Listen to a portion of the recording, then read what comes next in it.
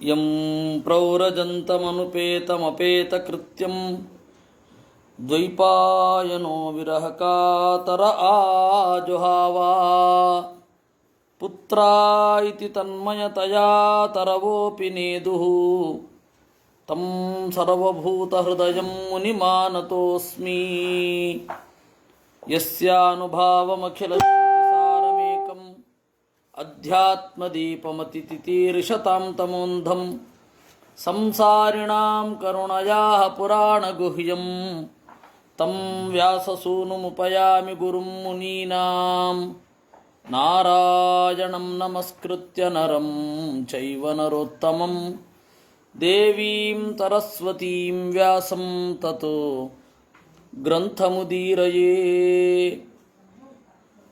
ಮಾತರ್ಮೇ ಮಾತರಿಶ್ವನ್ನ ಪಿತರತುಲಗುರೋ ಭ್ರಾತರಿಷ್ಟಾಪ್ತಬಂಧೋ ಸ್ವಾಮಿನ್ ಸರ್ವಾಂತರಾತ್ಮನ್ ಅಜರ ಜರಯಿತರ್ಜನ್ಮ ಮೃತ್ಯಾಮಯಾನಾಂ ಗೋವಿಂದೇ ದೇಹಿ ಭಕ್ತಿಂ ಭವತಿ ಚ ಭಗವನ್ನೂರ್ಜಿತಾಂ ನಿರ್ನಿಮಿತ್ತಾಂ ನಿರ್ವ್ಯಾಜಾಂ ನಿಶ್ಚಲಾಂ ಸದ್ಗುಣಗಣ ಬೃಹತೀಂ ಶಾಶ್ವತೀಂ ಆಶುದೇವಾ.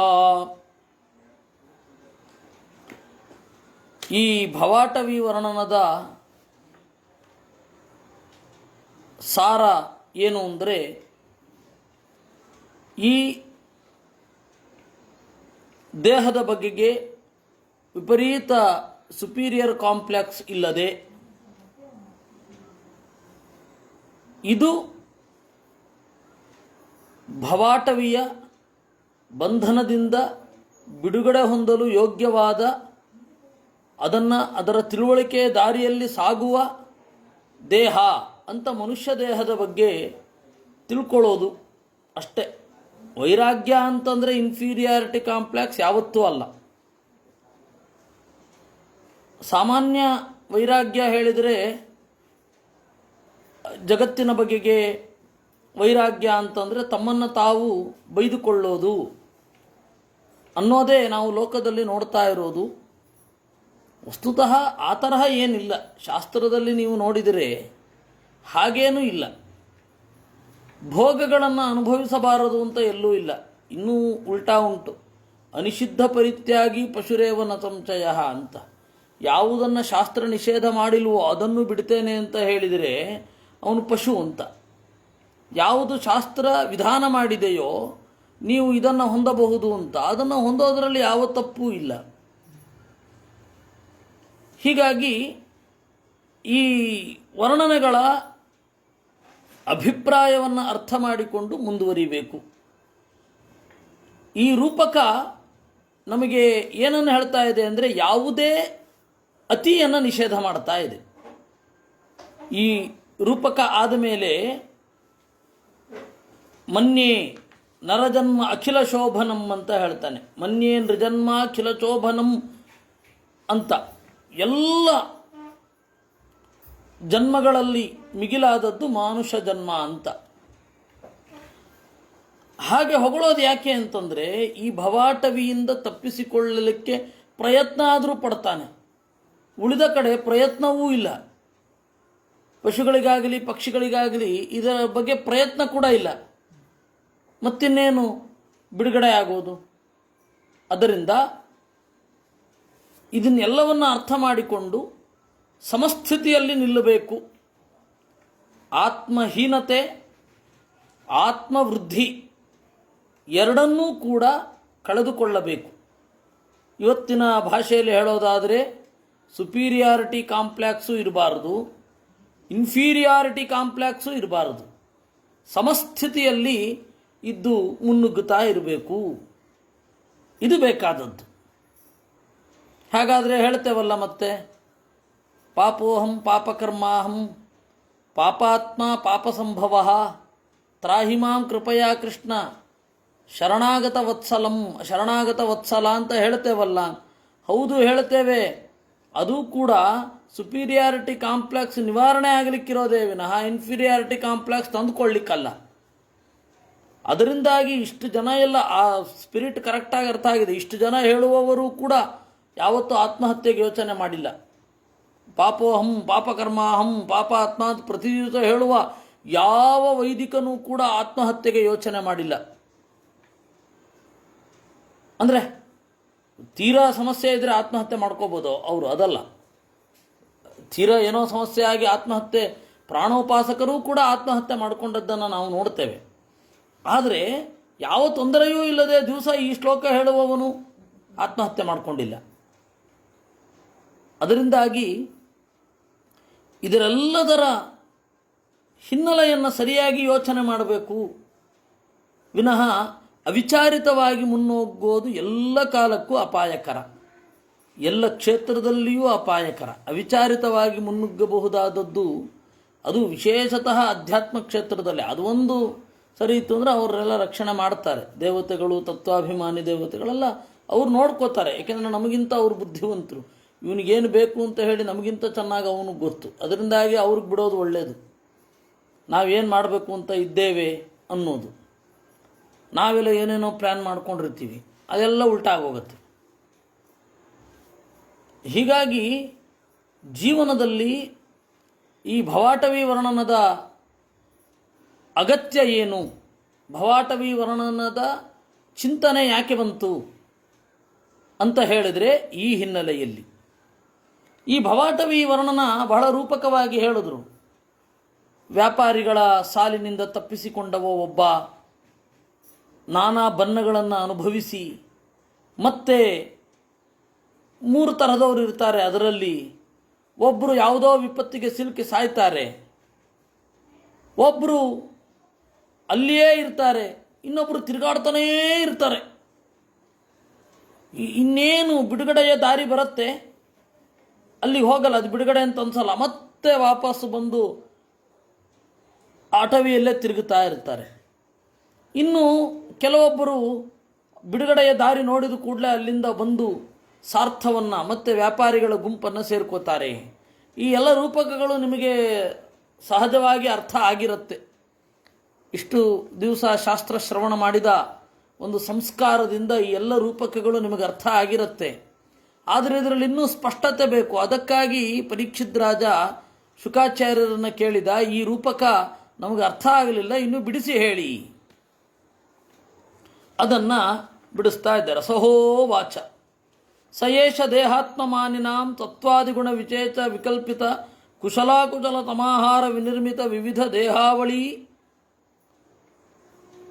ದೇಹಾವಳಿಭಿ ವಿಯೋಗ ಸಂಯೋಗಾದ್ ಜನಾದಿ ಸಂಸಾರಾನುಭವಸ್ಯ ದ್ವಾರಭೂತೇನ ಷಡಿಂದ್ರಿಯವರ್ಗೇಣ ತಸ್ಮಿನ್ ದುರ್ಗಾಧ್ವವತ್ ಅಸುಗಮೇ ಅಧ್ವನಿ ಆಪತಿತ ಈಶ್ವರಸ್ಯ ಭಗವತೋ ವಿಷ್ಣೋರ್ವಶವರ್ತಿನ್ಯಾ ಮಾಯೆಯ ಜೀವಲೋಕೋಯಂ ಯಥಾ ವಣಿಕ್ಸಾರ್ಥಃ ಅರ್ಥಪರಃ ಸ್ವದೇಹ ನಿಷ್ಪಾದಿತ ಕರ್ಮಾನುಭವಃ ಸ್ಮಶಾನವತ್ ಅಶಿವತಮಾಯಾಂ ಸಂಸಾರಾಟವ್ಯಾಂ ಗತಃ ನಾದ್ಯಾಪಿ ವಿಫಲ ಬಹು ಪ್ರತಿಯೋಗೇಹಃ ತತ್ತಾಪೋಪಶಮನೀಂ ಹರಿಗುರುಚರಣಾರವಿಂದ ಮಕರಂದ ಮಧುಕರ ಅನುಪದವೀಂ ಅವರುಂಧೆ. ಇದು ದೇಹವನ್ನೇ ಜೀವ ಅಂತ ಅಂದುಕೊಂಡವರು ತಿಳಿಯುವಂತಹ ಮಾರ್ಗ, ಸಿಕ್ಕಿರುವಂತಹ ದುರ್ಗ. ದುರ್ಗ ಅಂತಂದರೆ ಕೋಟೆ ಅಂತ ಅರ್ಥ. ದುಃಖೇನ ಗಮ್ಯತೆ ಇತಿ ದುರ್ಗ. ಕಷ್ಟ ಅದನ್ನು ದಾಟೋದು, ಅದನ್ನು ತಲುಪೋದು. ಹಾಗಾದರೆ ದುರ್ಗ ಅವಳು ಅಷ್ಟೇ ಕಷ್ಟ, ಅವಳನ್ನು ಅರ್ಥ ಮಾಡ್ಕೊಳ್ಳೋದು ಕಷ್ಟ. ಹೀಗಾಗಿ ಅವಳು ದುರ್ಗ. ತಮೋಭಿಮಾನಿನಿಯಾಗಿ ತಾನು ತಮಸ್ಸಿಗೆ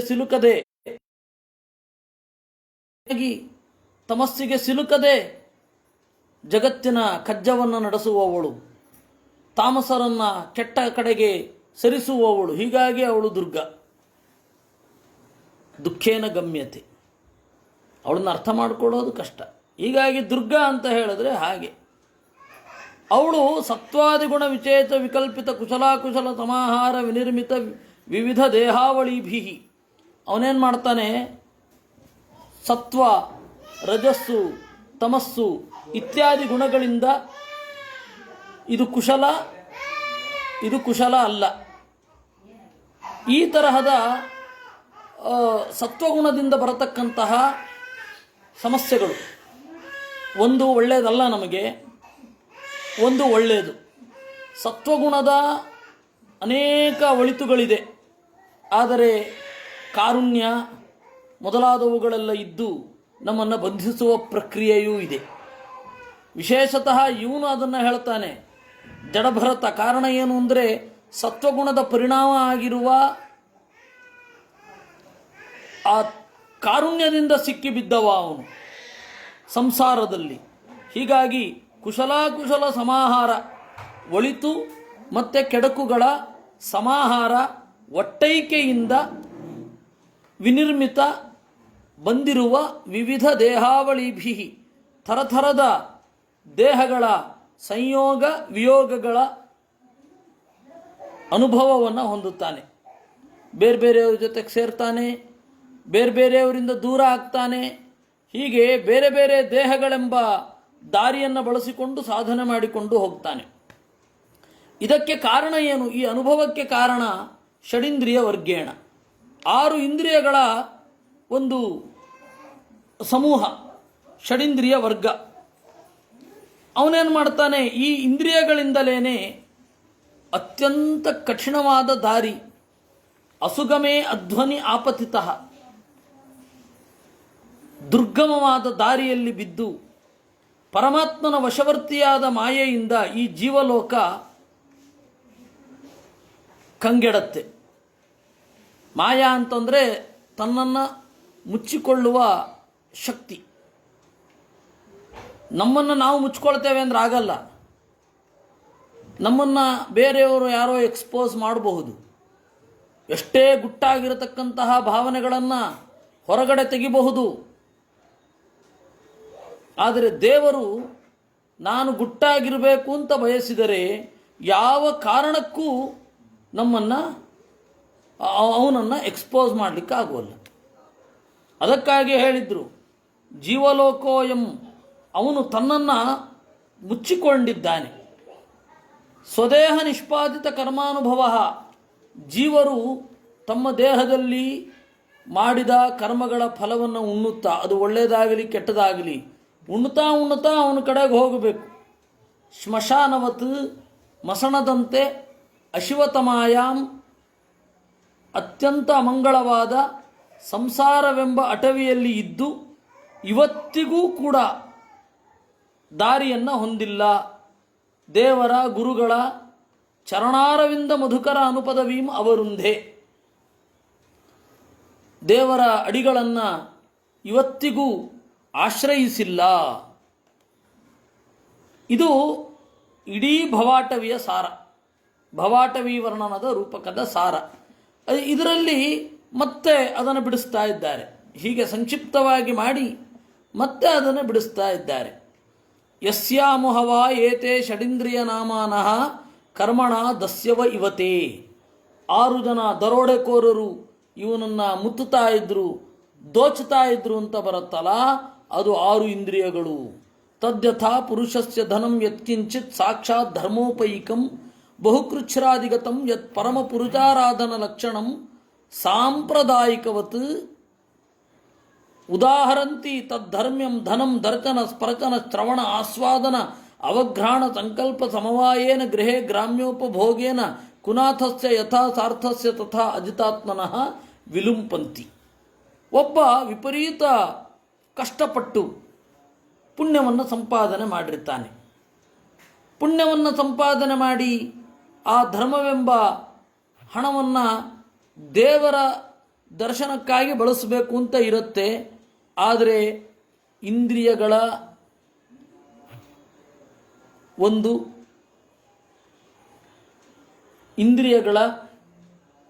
ಲೋಲುಪತೆಯಿಂದ ಅದು ದೇವರನ್ನು ಬಿಟ್ಟು ಬೇರೆ ಕಡೆಗೆ ಸೆಳೆಯುವಂತೆ ಮಾಡುತ್ತೆ. ಸಹಜ ಅದು. ಇಂದ್ರಿಯಗಳು ದೇವರನ್ನು ನೋಡಲಿಕ್ಕಾಗಿ ಬಳಸಬೇಕಾದದ್ದು. ಆದರೆ ಇಂದ್ರಿಯಗಳ ಲೋಭ ಅನ್ನೋದು ನಮ್ಮ ಭೋಗ ಸಾಮರ್ಥ್ಯವನ್ನು ಬೇರೆ ಥರ ಮಾಡಿಬಿಡುತ್ತೆ. ಬಹಳ ಕಷ್ಟಪಟ್ಟು ಪರಮಪುರುಷಾರಾಧನವನ್ನು ಮಾಡಿ ಆ ಪರಮಪುರುಷಾರಾಧನದ ಫಲವನ್ನು ಬೇರೆ ರೀತಿಯಲ್ಲಿ ಬಳಸುವಂತೆ ಮಾಡಿಬಿಡುತ್ತೆ. ಹೀಗಾಗಿ ಇದು ಹಣವೂ ಅಷ್ಟೇ, ಬೇರೆ ಉದ್ದೇಶಕ್ಕೆ ಅಂತ ಇಟ್ಕೊಂಡಿರ್ತೀವಿ, ಅವನು ಬಂದು ದೋಚ್ಕೊಂಡು ಹೋಗ್ತಾನೆ. ಆ ರೀತಿ ಆಗತ್ತೆ. ನಾವು ಅದನ್ನು ಇಂದ್ರಿಯವನ್ನು ಸರಿಯಾಗಿ ನಿಗ್ರಹಿಸಿರೋದಿಲ್ಲ. ಅದರಿಂದಾಗಿ ಇಂದ್ರಿಯ ಹೋದಲ್ಲಿಗೆ ನಾವು ಹೋಗಿಬಿಡ್ತೇವೆ, ಅಲ್ಲಿಗೆ ವಿನಿಯೋಗ ಆಗುತ್ತೆ. ಅಥಚ ಯತ್ರ ಕೌಡುಂಬಿಕಸ್ಯ ಧಾರಾಪತ್ಯಾದಯೋ ನಾಮ ಕರ್ಮಣ ವೃಕದೃಗಾಲಾಹ ಇವ ಅನಿಚ್ಛತೋಪಿ ಕದರಿಯಸ್ಯ ಕುಡುಂಬಿನ ಉರಣಕವತ್ ಸಂರಕ್ಷಮಾಣಂ ಮಿಷತೋಪಿ ಹರಂತಿ. ಇನ್ನು ಪರಿವಾರ ಮೊದಲಾದವರು, ನಮ್ಮ ಪರಿವಾರ ತೋಳಗಳಂತೆ, ನರಿಗಳಂತೆ, ನಾವು ಕಷ್ಟಪಟ್ಟು ಸಂಗ್ರಹಿಸಿದ ಪುಣ್ಯವನ್ನು ಅವರು ಅಪಹರಿಸಿ ಬಿಡ್ತಾರೆ. ಏನಾಗತ್ತೆ, ನಾವು ನ್ಯಾಯ ಅಂತ ಬಂದಾಗ ಆ ನ್ಯಾಯವನ್ನು ಗಮನಿಸೋದಿಲ್ಲ. ನಮ್ಮ ಜೊತೆಗೆ ಇರುವವರನ್ನು ನಾವು ಓಲೈಸ್ತೇವೆ. ಅವರ ನ್ಯಾಯಾನ್ಯಾಯದ ವಿಚಾರ ಬಂದಾಗ ತಟಸ್ಥರಾಗೋದೇ ಇಲ್ಲ. ನಾವು ಒಂದೋ ಬಹಿಷ್ಕರಿಸಬೇಕು, ಒಂದೋ ತಟಸ್ಥರಾಗಬೇಕು. ಅವೆರಡು ಬಿಟ್ಟು ಅವರನ್ನು ಸಮರ್ಥನೆ ಮಾಡಲಿಕ್ಕೆ ನಿಂತು ಬಿಡುತ್ತೇವೆ. ಅವಾಗೇನಾಗತ್ತೆ, ಅವರ ಕೆಟ್ಟ ಕೆಲಸಗಳಿಗೆಲ್ಲ ನಮ್ಮ ಅನುಮತಿ ಅನ್ನೋದು ಸೇರಿಕೊಳ್ಳುತ್ತೆ. ಅದು ಬೆಳೀತಾ ಬೆಳೀತಾ ಬೆಳೀತಾ ಕಡೆಗೆ ನಮಗೆ ತೊಂದರೆ ಆಗತ್ತೆ. ಅದನ್ನು ಹೇಳಿದ್ದು, ಮೈಮರೆತ ಮೇಕೆಯನ್ನು ಇವುಗಳು ಹಿಡಿಯುವ ಹಾಗೆ, ತೋಳಗಳು ಹಿಡಿಯುವ ಹಾಗೆ ನಮ್ಮನ್ನು ಹೊಂಚಿ ಹಾಕುತ್ತವೆ. ನಾವು ಬಹಳ ಜಾಗರೂಕರಾಗಿರಬೇಕು. ಅಟ್ಲೀಸ್ಟ್ ಇವತ್ತು ಎಲ್ಲರಿಗೂ ನಿಷ್ಠುರರಾಗಿ ಎಲ್ಲರನ್ನೂ ಬಹಿಷ್ಕರಿಸ್ತಾ ಹೋದರೆ ನಾವೇ ಬಹಿಷ್ಕೃತರಾಗಿ ಹೋಗ್ತೇವೆ. ಅಂತಹ ಸಂದರ್ಭದಲ್ಲಿ ಏನು ಮಾಡಬೇಕು? ಅಟ್ಲೀಸ್ಟ್ ತಟಸ್ಥವಾಗಿ ಆದರೂ ಇರಬೇಕು. ಅದು ಮನಸ್ಸಿನ ಒಳಗಡೆಯಿಂದ. ಆ ತರಹ ಇದ್ದರೆ ಇವುಗಳ ಕಾಟ ಒಂದು ಸ್ವಲ್ಪ ಕಡಿಮೆ ಆಗತ್ತೆ. ಇಲ್ಲ ಅಂದರೆ ಅವಕಾಶವಾದಿಗಳೆಲ್ಲ ಇರ್ತಾರೆ, ಅವ್ರನ್ನೆಲ್ಲ ನೋಡಿ ನಾವು ಬೇಜಾರು ಪಟ್ಟುಕೊಂಡು ಅವರನ್ನು ಬಹಿಷ್ಕರಿಸಲಿಕ್ಕೆ ಹೋಗಿ ಕಡೆಗೆ ಅವರಿಂದ ನಾವೇ ಬಹಿಷ್ಕೃತರಾಗಿ ಎಲ್ಲ ಸಮಸ್ಯೆಗಳು. ಯಥಾಹಿ ಅನುವತ್ಸರಂ ಕೃಷ್ಯಮಾಣಾದ ಅದಗ್ಧ ಬೀಜಂ ಕ್ಷೇತ್ರಂ ಪುನರೇವ ಆವಪನ ಕಾಲೇ ಗುಲ್ಮತೃಣ ವಿರುದ್ಧಿ ಗಹ್ವರಮಿವ ಭವತಿ ಏವಮೇವ ಗೃಹಾಶ್ರಮಃ ಕರ್ಮಕ್ಷೇತ್ರಂ ಯಸ್ಮಿನ್ ನಹಿ ಕರ್ಮಾಣಿ ಉತ್ಸೀದಂತಿ ಯದಪಕ್ವ ಕಾಮ ಕರಂಡ ಏಷ ಅವಸತಃ. ಪ್ರತಿ ದಿವಸ, ಪ್ರತಿ ತಿಂಗಳಿಗೊಮ್ಮೆ, ಪ್ರತಿ ವರ್ಷಕ್ಕೊಮ್ಮೆ ನಮ್ಮ ಹೊಲಮನೆಯನ್ನು ಕ್ಲೀನ್ ಮಾಡಬೇಕಾಗತ್ತೆ. ಪ್ರತಿ ಸರ್ತಿ ಹೊಲವನ್ನು ಕ್ಲೀನ್ ಮಾಡುವಾಗ ಅಲ್ಲಿ ಬೀಜಗಳು ಬಿಟ್ಟು ಹೋಗಿರುತ್ತೆ. ಆ ಬೀಜಗಳು ಬಿಟ್ಟು ಹೋದಾಗ ಅದು ಬೆಳೆಯುತ್ತೆ. ನೀವು ಪ್ರತಿ ವರ್ಷ ಹೊಲವನ್ನು ಕ್ಲೀನ್ ಮಾಡಿ ಒಂದು ಸರ್ತಿ ಫಸಲು ಬಂದ ಮೇಲೆ ಕಬ್ಬಿನ ಗದ್ದೆ ಮೊದಲಾದವುಗಳನ್ನು ಸುಡ್ತಾರೆ. ಯಾಕೆ ಅಂದರೆ ಅದು ಮುಂದೆ ಬರಲಿ ಅಂತ. ಹಾಗೆ ಪ್ರತಿ ದಿವಸ ಸುಡ್ತಾ ಇದ್ದರೂ ಪ್ರತಿ ದಿವಸ ಪ್ರತಿ ವರ್ಷ ಅದು ಕಳೆ ಬಂದೇ ಬರುತ್ತೆ. ಯಾಕೆ ಅಂದರೆ ಪೂರ್ತಿ ಬೀಜವನ್ನು ತೆಗಿಲಿಕ್ಕಾಗಿರಲ್ಲ ನಮಗೆ. ಹಾಗೆ ಪ್ರತಿ ಬಾರಿ ನಾವು ದೇವರನ್ನು ಯಾಕೆ ಚಿಂತನೆ ಮಾಡಬೇಕು ಅಂದರೆ, ಇವತ್ತು ಚಿಂತನೆ ಮಾಡಿದೆವು ಆಯಿತು, ಇನ್ನು ದೇವರನ್ನು ಚಿಂತನೆ ಮಾಡುವ ಹಾಗಿಲ್ಲ ಅಂತ ಹೇಳಲಿಕ್ಕೆ ಬರಲ್ಲ. ಮನಸ್ಸಿನಲ್ಲಿ ಆ ಕಾಮದ ಬೀಜ ಉಳಿದೇ ಇರುತ್ತೆ. ಅದನ್ನು ನಾವು ಪ್ರತಿ ದಿವಸ ಶೋಧನೆ ಮಾಡಬೇಕು. ನಾವು ಒಂದು ಸ್ವಲ್ಪ ಉಪೇಕ್ಷೆ ಮಾಡಿದ್ರು ಹೊಲದಲ್ಲಿ ಗುಲ್ಮ ತೃಣ ವಿರುದ್ಧಿ ಗಹ್ವರಮಿವ ಭವತಿ. ಬಳ್ಳಿ ಬೆಳೆದು ಪೊದರುಗಳೆಲ್ಲ ಉಂಟಾಗಿ ಅಲ್ಲಿ ಬೇರೆ ಪ್ರಾಣಿಗಳೆಲ್ಲ ಬಂದು ಕುಳಿತು ಹೀಗಾಗತ್ತೆ. ಹಾಗೆ ಮನಸ್ಸಿನಲ್ಲಿಯೂ ಕೂಡ ಪ್ರತಿ ದಿವಸ ದೇವರ ಚಿಂತನೆ ಮಾಡದಿದ್ದರೆ, ಪ್ರತಿ ದಿವಸ ಶಾಸ್ತ್ರದಿಂದ ಮನಸ್ಸನ್ನು ಶೋಧಿಸಿಕೊಳ್ಳದಿದ್ದರೆ, ನಮಗೇ ಗೊತ್ತಿರದ ಬೀಜಗಳು ದೇಹದ ಒಳಗಡೆ ಮೊಳೆತು, ಮನಸ್ಸಿನ ಕ್ಷೇತ್ರದ ಒಳಗಡೆ ಮೊಳೆತು ದೊಡ್ಡ ಇದಾಗಿ ಹೋಗುತ್ತೆ. ಬೇರೆ ಬೇರೆ ಕಾಮನೆಗಳಿಗೆ ಆಶ್ರಯವಾಗಿ ಹೋಗುತ್ತೆ. ಏವಮೇವ ಗೃಹಾಶ್ರಮ ಕರ್ಮಕ್ಷೇತ್ರಂ. ಹೀಗೆ ಗೃಹಸ್ಥಾಶ್ರಮ ಅನ್ನೋದು ಕರ್ಮಕ್ಷೇತ್ರ. ಯಸ್ಮಿನ್ನಹಿ ಕರ್ಮಾಣಿ ಉತ್ಸೀದಂತಿ. ಗೃಹಸ್ಥಾಶ್ರಮದಲ್ಲಿ ತೊಡಗಿರುವವ ಆಯಿತು, ಇವತ್ತೊಂದು ದಿವಸ ನಾನು ಜಪ ಮಾಡ್ತೇನೆ, ಇನ್ನು ನಾನು ಜಪ ಮಾಡೋದಿಲ್ಲ ಅಂತ ಹಂಗೆ ತೀರ್ಮಾನ ಮಾಡ್ಲಿಕ್ಕೆ ಬರಲ್ಲ. ಇಲ್ಲಿ ತನಕ ಆಯಿತು, ಇನ್ನು ಬೇಕಾಗಿಲ್ಲ ಅಂತ ಹೇಳಿಕ್ಕೆ ಬರಲ್ಲ. ಯದಪಕ್ವ ಕಾಮ ಕರಂಡ ಏಷಃ. ಯಾಕೆಂದರೆ ಹಸಿಯಾದ ಕಾಮಗಳು ಇಲ್ಲಿ ಇರ್ತವೆ. ಆ ಕಾಮಗಳು ಮಾಗಿರುವುದಿಲ್ಲ. ಮಾಗದ ಕಾಮಗಳೇ ನಮಗಿರುತ್ತೆ. ಹಿತದ ಬಗ್ಗೆ ನಾವು ಯೋಚನೆ ಮಾಡಿರೋಲ್ಲ. ತತ್ರ ರಥೋ ದಂಶಮಶಕ ಸಮನೋಜ ಅಪಶದೈಹಿ ಶಲಭ ಶಕುಂತ ತಸ್ಕರ ಮೂಷಿಕಾದಿಭಿಃ ಉಪರುಧ್ಯಮಾನ ಬಹಿಃಪ್ರಾಣ ಕ್ವಚಿತ್ ಪರಿವರ್ತಮಾನ ಅಸ್ಮಿನ್ ಅಧ್ವನಿ ಅವಿದ್ಯಾ ಕಾಮಕರ್ಮಭಿಃ ಉಪರಕ್ತಮನತಾ ಅನುಪಪನ್ನಾರ್ಥಂ ನರಲೋಕ ಗಂಧರ್ವ ನಗರಂ ಉಪಪನ್ನಮಿತಿ ಮಿಥ್ಯಾದೃಷ್ಟಿ ಅನುಪಶ್ಯತಿ. ಇನ್ನು ಹೇಳಿದ್ರು ಸೊಳ್ಳೆ ಮತ್ತು ನೊಣ ಇವುಗಳೆಲ್ಲ ವಿಪರೀತ ಕಾಡ್ತಾ ಇರುತ್ತೆ ಅಂತ. ಇದು ಅವಿದ್ಯಾ ಕಾಮ ಕರ್ಮ ಇವುಗಳಿಗೆ ಸಂಕೇತ. ಅಲ್ಲಿ ಶಲಭ ದೀಪದ ಹುಳು ಬಾಯಿ ತೆಗಿಲಿಕ್ಕಾಗಲ್ಲ.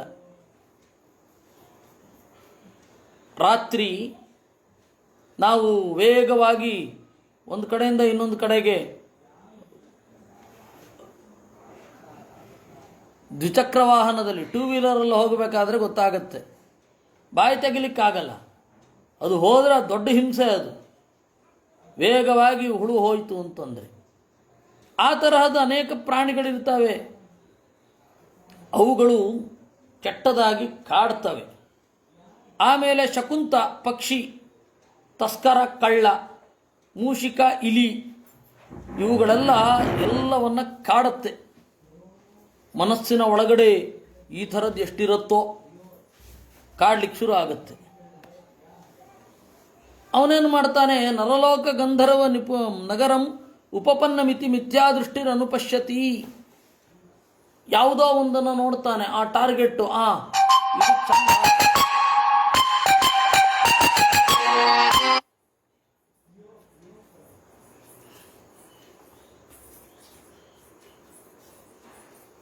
ಇದು ಚಂದ ಅಂತ ಒಂದನ್ನು ಅಂದುಕೊಳ್ತಾನೆ.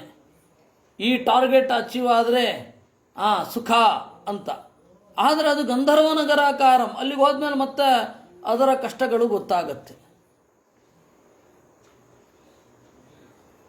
ಈ ಒಂದು ಅವಸ್ಥೆ ಬಂತು ಅಂತಂದರೆ, ಈ ಒಂದು ಪದವಿ ಸಿಕ್ಕಿತು ಅಂತಂದರೆ ಇನ್ನು ಆರಾಮ ಅಂತ ಅಂದುಕೊಳ್ಳೋದು ಇದ್ದೇ ಇರುತ್ತೆ. ಈ ಬೀಚಿ ಚಿತ್ರಗಳಲ್ಲಿ ನೀವೊಂದು ನೋಡಿರಬಹುದು. ಒಬ್ಬ ಕತ್ತೆ ಮೇಲೆ ಕೂತ್ಕೊಂಡಿರ್ತಾನೆ, ದೊಡ್ಡ ಕೋಲ್ ಹಿಡ್ಕೊಂಡಿರ್ತಾನೆ. ಆ ಕೋಲಿಗೆ ಒಂದು ಕ್ಯಾರೆಟ್ ಅನ್ನೋ ಏನನ್ನೋ ಸಿಕ್ಕಿಸಿರ್ತಾನೆ. ಅದು ಕತ್ತೆಯ ಮುಂದೆ ಇರುತ್ತೆ. ಇವನು ಕತ್ತೆ ಮೇಲೆ ಕೂತ್ಕೊಂಡು ಅದನ್ನು ಒಂದು ಅಂತರದಲ್ಲಿ, ಅದಕ್ಕೆ ಬಾಯಿಗೆ ಸಿಗದ ಅಂತರದಲ್ಲಿ ಹಿಡಿದಿರ್ತಾನೆ. ಅದು ಕತ್ತೆ ಓಡ್ತಾನೇ ಇರುತ್ತೆ. ಇನ್ನೇನು ಸಿಕ್ಕಿಬಿಡುತ್ತೆ ಅಂತ ನಾನು ಮುಂದುವರಿಯೋವರೆಗೂ ಅದು ಮುಂದುವರಿತಾನೇ ಇರುತ್ತೆ ಅನ್ನೋದು ಗೊತ್ತಾಗಲ್ಲ. ಕೆಲವೊಮ್ಮೆ ಹಾಗಾಗತ್ತೆ. ಇನ್ನು ಶೇಕ್ಸ್ಪಿಯರ್ನ ನಂತರ ಒಬ್ಬ ಆಂಗ್ಲದಲ್ಲಿ ಪ್ರಸಿದ್ಧ ನಾಟಕಕಾರ ಮ್ಯಾನ್ ಆ್ಯಂಡ್ ಸೂಪರ್ ಮ್ಯಾನ್ ಬರೆದವನು. ಒಂದು ಹಲವಾರು ಇದೆ. ಮ್ಯಾನ್ ಆ್ಯಂಡ್ ಸೂಪರ್ ಮ್ಯಾನ್ ಒಂದು ಹೆಸರು ಈಗ ನೆನಪಿತ್ತು, ಮರ್ತೋಯ್ತು. ಮ್ಯಾನ್ ಆ್ಯಂಡ್ ಸೂಪರ್ ಮ್ಯಾನ್ ಬರೆದವನು. ಅಲ್ಲ, ಹೆಸರು ಮುಖ್ಯ ಅಲ್ಲ ಬಿಡಿ, ಇರೋದು ವಿಷಯ ಮುಖ್ಯ. ಆಸೆ ಅನ್ನೋದು ಹಗ್ಗದ ತರಹ, ಅದನ್ನು ಬಿಚ್ಚಿಕೊಂಡವ ನಿಂತಿರ್ತಾನೆ, ಕಟ್ಟಿಕೊಂಡವ ಓಡ್ತಾ ಇರ್ತಾನೆ ಅಂತ. George Bernard Shaw man and ಸೂಪರ್ ಮ್ಯಾನಲ್ಲಿ ಅವನು ಬರೆಯೋದು, ಆಸೆ ಅನ್ನೋದು ಒಂದು ವಿಚಿತ್ರವಾದ ಹಗ್ಗ, ಕಟ್ಟಿಸಿಕೊಂಡವನು ಓಡ್ತಾ ಇರ್ತಾನೆ. ಸಾಮಾನ್ಯ ಹಗ್ಗ ಕಟ್ಟಿದ್ರೆ ನಿಲ್ಲಬೇಕು, ಬಿಚ್ಚಿಕೊಂಡವ ಆರಾಮಾಗಿರ್ತಾನೆ ಅಂತ.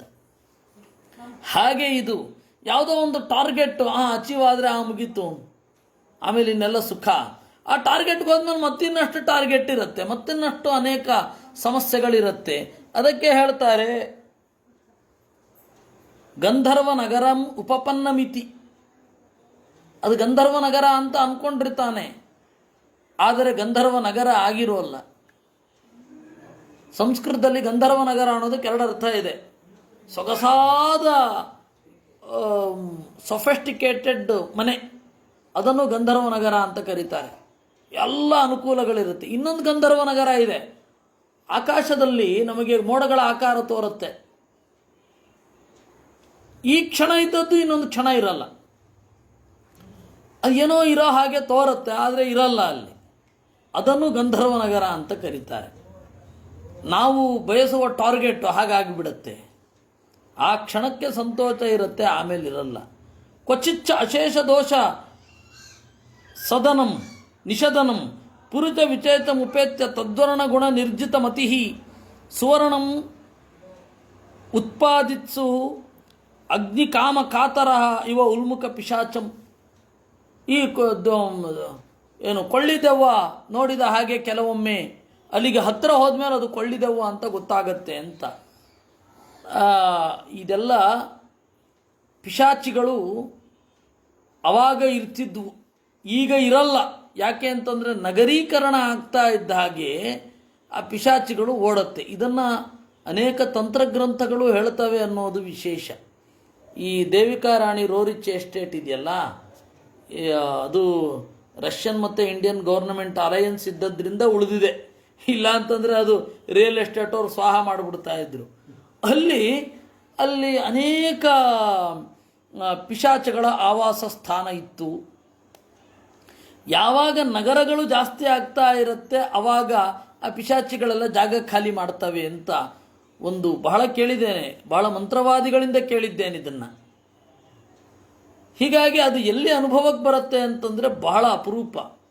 ಕೊಳ್ಳಿದೆವ್ವ ಅಂತ ಒಂದಿರುತ್ತೆ, ಯಾರೋ ಸೂಡಿ ಹಿಡ್ಕೊಂಡು ಹೋಗ್ತಾ ಇದ್ದಾರೆ. ಸೂಡಿ ಅಂತಂದರೆ ತೆಂಗಿನ ಇದರಲ್ಲಿ ಏನು ತೆಂಗಿನ ಒಂದು ಚಾಪೆ ತರಹದರಲ್ಲಿ ಬೆಂಕಿ ಹಚ್ಚಿಕೊಂಡು ಹೋಗ್ತಾ ಇರ್ತಾನೆ ಅಂತ ದೂರದಿಂದ ಕಾಣುತ್ತೆ, ಅಥವಾ ಬರ್ತಾ ಇದ್ದಾರೆ ಅಂತ. ಹತ್ತಿರ ಹೋದರೆ ಅದು ಪಿಶಾಚಿಯಾಗಿ ಇರುತ್ತೆ. ಇಲ್ಲಿಯೂ ಭವಾಟವಿಯಲ್ಲಿಯೂ ಅದೇ ಪ್ರಾಬ್ಲಮ್ಮು ಅಂತಾರೆ. ಏನು? ತದ್ವರ್ಣ ಗುಣ ನಿರ್ಜಿತ ಮತಿ. ಯಾವುದೋ ಒಬ್ಬ ಪುರುಷನನ್ನು ನೋಡೋದು, ಅವನು ಬಹಳ ಸದ್ಗುಣ ಸಂಪನ್ನ ಅಂತ ದೂರದಿಂದ ಅಂದುಕೊಳ್ಳುತ್ತೇವೆ. ಅವನ ಬಣ್ಣವನ್ನು ನೋಡುತ್ತೇವೆ, ಅವನ ಗುಣಗಳು ಏನು ಅದ್ಭುತ ಅಂತ. ಹತ್ತಿರ ಹೋಗ್ತೇವೆ, ಅದು ಪಿಶಾಚ, ನರಪಿಶಾಚ. ಈ ತರಹ ಭ್ರಾಂತಿ ಮೂಡುತ್ತೆ. ಒಬ್ಬರ ಇಮೇಜನ್ನು ನಾವು ಏನೇನೋ ಕಲ್ಪನೆ ಮಾಡ್ಕೊಂಡಿರ್ತೇವೆ, ಹತ್ತಿರ ಹೋಗಿ ನೋಡಿದ್ರೆ ಅದರಷ್ಟು ನಿರಾತೆ ಇನ್ನೊಂದಿರಲ್ಲ ಜಗತ್ತಿನಲ್ಲಿ. ಅದರಿಂದಾಗಿ ಈ ತದ್ವರ್ಣ ಗುಣ ನಿರ್ಜಿತ ಮತಿ, ಅದಕ್ಕೆ ಸಿಮಿಲಿಯಾಗಿ ಅವರು ಬಳಸಿದ್ದು ಅವಾಗವಾಗ ಕೊಳ್ಳಿದೆವ್ವಗಳನ್ನು ನೋಡ್ತಾನೆ. ಕೊಳ್ಳಿದೆವ್ವಗಳನ್ನು ನೋಡಿ ಹತ್ತಿರ ಅದು ಯಾರೋ ಒಬ್ಬರು ದಾರಿ ಹೋಗ್ತಾ ಇದ್ದಾರೆ, ನನಗೆ ದಾರಿ ತೋರಿಸ್ತಾರೆ ಅಂತ ಹೇಳಿ ಅತ್ಯಂತ ಕಾತರದಿಂದ ಅಲ್ಲಿಗೆ ಹೋದರೆ ಮಾರಾಯರೇ, ಅದು ಕೊಳ್ಳಿದೆವ್ವ. ಹಾಗಾಗತ್ತೆ ಒಂದೊಂದು ಸರ್ತಿ. ಅತ್ಯಂತ ಕಾತರದಿಂದ ನಮ್ಮನ್ನು ಉದ್ಧಾರ ಮಾಡ್ತಾರೆ ಅಂತ ಹೇಳಿ ಯಾವುದೋ ಗುರುಗಳನ್ನು ಫಿಕ್ಸ್ ಮಾಡಿಕೊಂಡು ಹೋಗೋದು. ಅವರೋ ಅಯ್ಯೋ ರಾಮ, ಅವರು ಗುರುಗಳೇ ಅಲ್ಲ, ಆ ತರಹ ಆಗತ್ತೆ. ಇಡೀ ಜೀವನದಲ್ಲಿ ನಾವು ಎಲ್ಲವನ್ನ ಆತ್ಮನಿವೇದನ ಮಾಡಿರ್ತೇವೆ ಅವನಿಗಾಗಿ. ಗುರು ನಮಗೆ ಅತೀಂದ್ರಿಯ ಲೋಕದ ದಾರಿ ತೋರಿಸ್ತಾನೆ ಅಂತ. ಆದರೆ ಅವನು ಹಾಗೆ ಮೋಸ ಮಾಡಿದಾಗ ಒಂದು ಕ್ಷಣ ಎಲ್ಲ ಗುರುಗಳ ಮೇಲೆ ವಿಶ್ವಾಸ ಹೋಗಿಬಿಡುತ್ತೆ. ನಮಗೆ ಅದಕ್ಕೆ ಭಾಗವತದಲ್ಲಿ ಗುರುಗಳನ್ನು ಪರೀಕ್ಷೆ ಮಾಡಬೇಕು ಅಂತ ಅನ್ನೋದು. ಆದರೆ ನಾವೇನು ಮಾಡ್ತೇವೆ? ತದ್ವರ್ಣ ಗುಣ ನಿರ್ಜಿತ ಮತಿ. ತದ್ವರ್ಣ ಅವ್ರ ಬಣ್ಣ, ಅವರ ಮೇಲ್ನೋಟಕ್ಕೆ ತೋರುವ ಗುಣ, ಇದರಿಂದ ಬುದ್ಧಿ ಕೆಡಿಸ್ಕೋತೇವೆ. ಹೋಗಿ ಅವರನ್ನು ಕಾಲಿಗೆ ಬೀಳ್ತೇವೆ. ಅವರೋ ಈ ತರಹ ಮಾಡ್ತಾರೆ. ಏನು ಮಾಡೋಣ ನೋಡಿ. ಇವ ಉಲ್ಮುಖ ಪಿಶಾಚಂ, ಅದರ ಸಿಮಿಲಿಯನ್ನು ಹೇಳಿದ್ದು. ಇದನ್ನು ಮನಸ್ಸಲ್ಲಿಟ್ಟುಕೊಂಡು ಜಗತ್ತಿನಲ್ಲಿ ನಿರಾಸೆಗೊಳಗಾಗೋದುಂಟು. ಹೀಗೆ ಅಥ ಕದಾಚಿತ್ ಗೃಹ ಪಾನೀಯ ದ್ರವಿಣಾದಿ ಅನೇಕಾತ್ಮೋಪಜೀವಿನ ಅಭಿನಿವೇತ ಏತಸ್ಯಾಂ ಸಂಸಾರಾಟವ್ಯಾಂ ಇತಸ್ತತ ಪರಿಧಾವತಿ. ಏನು ಮಾಡ್ತಾನೆ? ಈ ದೂರ ಹೋಗ್ತಾನೆ, ಆದರೆ ಅದಿನ್ನೂ ದೂರ ಇರುತ್ತೆ ಟಾರ್ಗೆಟ್. ಇವನು ಎಷ್ಟು ದೂರವನ್ನು ಕ್ರಮಿಸಿರ್ತಾನೆ, ಅಷ್ಟು ಕ್ರಮಿಸಿದ ದೂರಕ್ಕಿಂತ ಇನ್ನೂ ಹೆಚ್ಚಿನ ದೂರ ಇರುತ್ತೆ. ಅಂತಹ ಸಂದರ್ಭದಲ್ಲಿ ಮತ್ತೆ ವಾಪಸ್ ಬಂದು ಇದನ್ನೆಲ್ಲ ರೆಡಿ ಮಾಡಿಕೊಂಡು, ಬುತ್ತಿ ಗಿತ್ತಿ ಎಲ್ಲ ರೆಡಿ ಮಾಡಿಕೊಂಡು ನೀರನ್ನು ಕಟ್ಟಿಕೊಂಡು ಮತ್ತೆ ಆ ದೂರವನ್ನು ಕ್ರಮಿಸಿ ಅಲ್ಲಿಂದ ಇನ್ನು ಮುಂದೆ ಹೋಗಬೇಕು. ಮರುಭೂಮಿಯಲ್ಲಿ ಹೋಗುವಾಗ ಈ ತರಹದ ಅನುಭವಗಳು ಬೇಕಾಷ್ಟಾಗತ್ತೆ. ಇವಾಗ 1 ಮೈಲಿ ಹೋಗಿರ್ತಾನೆ, 1 ಮೈಲಿಯಿಂದ ಹೋದಾಗ ಇನ್ನೂ 4 ಮೈಲಿ ಓಯಾಸಿಸ್ ಇರೋದಿಲ್ಲ. ಯಾರೋ ಹೇಳ್ತಾರೆ ಓಯಾಸಿಸ್ ಸಿಗಬೇಕು ಅಂದರೆ ಇನ್ನೂ 4 ಮೈಲಿ ಹೋಗಬೇಕು. ಸುಮ್ಮನೆ ಒಂದು ಲೆಕ್ಕ ಹೇಳ್ತಾ ಇರೋದು ನಾನು. ನೀನು ಇನ್ನೂ ಅದರಿಂದಾಗಿ ವಾಪಸ್ ಹೋಗು, ವಾಪಸ್ ಹೋಗಿ ಮತ್ತೆ ಅದನ್ನೆಲ್ಲ ಹಿಂದೆ ಇರುವ ಓಯಾಸಿಸಿನಲ್ಲಿ ನೀರು ತುಂಬಿಕೊಂಡು ಅಲ್ಲಿಂದ ಮುಂದೆ ಹೋಗು ಅಂತ. ಹೀಗೆ ಅವನು ಎರಡನ್ನೂ ಬ್ಯಾಲೆನ್ಸ್ ಮಾಡಿಕೊಂಡು ಮತ್ತೆ ವಾಪಸ್ ಬಂದು ನೀರು ತಗೊಂಡು ಮತ್ತೆ ಹೋಗಬೇಕು. ಈ ತರಹದ ಪರಿಸ್ಥಿತಿಗಳು ಬರ್ತದೆ. ಸಂಸಾರದಲ್ಲಿಯೂ ಹೀಗೇ ಆಗತ್ತೆ. ಯಾವುದೋ ಒಂದು ಸಮಸ್ಯೆಗಳಿಗಾಗಿ ಮತ್ತೆ ಹರಿಹಿ ಓಮನ್ ಶುರು ಮಾಡಬೇಕಾಗತ್ತೆ. ಇವಾಗ ವಿಶ್ವಾಮಿತ್ರರಂಥವರೇ ಶುರು ಮಾಡಿದ್ದಾರೆ. ಒಂದು ಹೊಸದಾಗಿ ತಪಸ್ಸು ಶುರು ಮಾಡಿದ್ದು 2 ಸರ್ತಿ ಮಾಡಿದ್ದಾರೆ. ಮೇನಕಾಯಾಂತು ಕಾಮೇನ ರಂಭಾಯಾಂ ಕ್ರೋಧತೋಪ್ಯಸೌ ದೈವಾತ್ ಪ್ರಾಪ್ಯ ತಪೋನಾಶಂ. ಮೇನಕೆಯಲ್ಲಿ ಕಾಮದಿಂದ, ರಂಭೆಯಲ್ಲಿ ಕ್ರೋಧದಿಂದ ತನ್ನ ತಪಸ್ಸನ್ನು ಕಳೆದುಕೊಂಡು ಮತ್ತೆ ಮೊದಲಿಂದ ತಪಸ್ಸು ಶುರು ಮಾಡಿ ಪರಮಾತ್ಮನ ಅನುಗ್ರಹವನ್ನು ಪಡೆದರು ಅಂತ ಹೇಳ್ತಾರೆ. ಇದೆಲ್ಲ ನಮಗೆ ಮತ್ತು ಅವರು ಅಷ್ಟೇ. ಇನ್ನೂ ಹೇಳಬೇಕು ಅಂತಂದರೆ ಅವರ ಮಕ್ಕಳಿಗೆ ಭೀಕರವಾದ ಬರಗಾಲದಲ್ಲಿ ಅವನು ತಂದು ಆಹಾರವನ್ನು ಕೊಡ್ತಾ ಇದ್ದ ಅನ್ನೋ ಒಂದೇ ಒಂದು ಕಾರಣಕ್ಕಾಗಿ ತ್ರಿಶಂಕುವನ್ನು ದೇವಲೋಕದ ಶಾಸನಕ್ಕೆ ವಿರುದ್ಧವಾಗಿ ಸಶರೀರವಾಗಿ ಸ್ವರ್ಗಕ್ಕೆ ಕಳಿಸ್ತೇನೆ ಅಂತ ಯೋಚನೆ ಮಾಡಿದ್ರು ಅವರು. ಅದಕ್ಕಾಗಿ ತಮ್ಮ ತಪಸ್ಸನ್ನು ಬಲಿ ಕೊಟ್ಟರು. ಹೀಗೆಲ್ಲ ಆಗತ್ತೆ. ಆ ಥರದ ಒಂದು ಸಿಚುಯೇಷನನ್ನು ಇಲ್ಲಿ ಹೇಳಿದ್ದು. ಕ್ವಚಿತ್ ವಾತ್ಯೋಪಮಯ ಪ್ರಮದಯ ಆರೋಹಂ ಆರೋಪಿತ ತತ್ಕಾಲ ರಜಸ ರಜನೀಭೂತ ಇವ ಅಸಾಧು ಮರ್ಯಾದ ದಿಗ್ದೇವತಾ ಅತಿರಜಸ್ವಲಮತಿ ನ ವಿಜಾನಾತಿ. ಕೆಲವೊಮ್ಮೆ ವಾತ್ಯೋಪಮಯ ಪ್ರಮದಯ ಗಾಳಿ ಬರುತ್ತೆ, ಸುಂಟರ ಗಾಳಿ ಬಂದು ಬಟ್ಟೆಯನ್ನೆಲ್ಲ ಅಸ್ತವ್ಯಸ್ತ ಮಾಡಿ ಕಸಿದುಕೊಂಡು ಹೋಗುತ್ತೆ. ಆಚೆ ಈಚೆಯಿಂದ ಎಲ್ಲ ಧೂಳುಗಳು ಮುಸುಕತ್ತೆ ಸಂಚಾರ ಮಾಡುವಾಗ ಈ ಸಂಸಾರವೆಂಬ ಅರಣ್ಯದಲ್ಲಿ. ಇದೇ ರೀತಿ ಇಲ್ಲಿ ಏನು, ಕೆಲವೊಮ್ಮೆ ಬೇರೆ ಬೇರೆ ಭೋಗಗಳು ಎದುರಾದಾಗ ರಜೋಗುಣದಿಂದ ರಜನೀಭೂತ ಇವ ಕತ್ತಲು ಎಂಬ ರಾತ್ರಿಯಲ್ಲಿ ಮುಳುಗಿ ದಿಗ್ದೇವತಾ ನ ಜಾನಾತಿ, ದಿಗ್ದೇವತೆಗಳನ್ನು ತಿಳಿಯುವುದಿಲ್ಲ. ಅಂದರೆ ಈ ದಿಗ್ದೇವತೆಗಳಿಗೆ ಅವಮಾನ ಅಂತ ಒಂದು ಕಾನ್ಸೆಪ್ಟು ಶಾಸ್ತ್ರದಲ್ಲಿ ಇದೆ. ದಿಗ್ದೇವತೆಗಳಿಗೆ ಅವಮಾನ ಮಾಡೋದು ಅಂತ. ದಿಗ್ದೇವತೆಗಳಿಗೆ ಅವಮಾನ ಮಾಡೋದು ಹೇಗೆ ಅಂತಂದರೆ, ತೆರೆದ ಬಯಲಲ್ಲಿ ಅವಾಗೆಲ್ಲ ಈ ಶೌಚಾಲಯ ಇರ್ತಿರಲಿಲ್ಲ. ತೆರೆದ ಬಯಲಲ್ಲಿ ಸೂರ್ಯ ಎದುರಾದಾಗ ಮಲವಿಸರ್ಜನೆ ಮಾಡೋದು. ಸೂರ್ಯನಿಗೆ ಎದುರಾಗಿ, ಪೂರ್ವ ದಿಕ್ಕಿಗೆ ಎದುರಾಗಿ ಮಲವಿಸರ್ಜನೆ ಯಾವತ್ತೂ ಮಾಡಬಾರದು. ಸೂರ್ಯನಿಗೆ ಎದುರು, ಅದಕ್ಕೆ ಇದರ ಪ್ರಕಾರ ದಕ್ಷಿಣ ದಿಕ್ಕಿಗೆ ತಿರ್ಕೊಂಡು ಮಾಡಬೇಕು ಅಂತ ಹೇಳ್ತಾರೆ.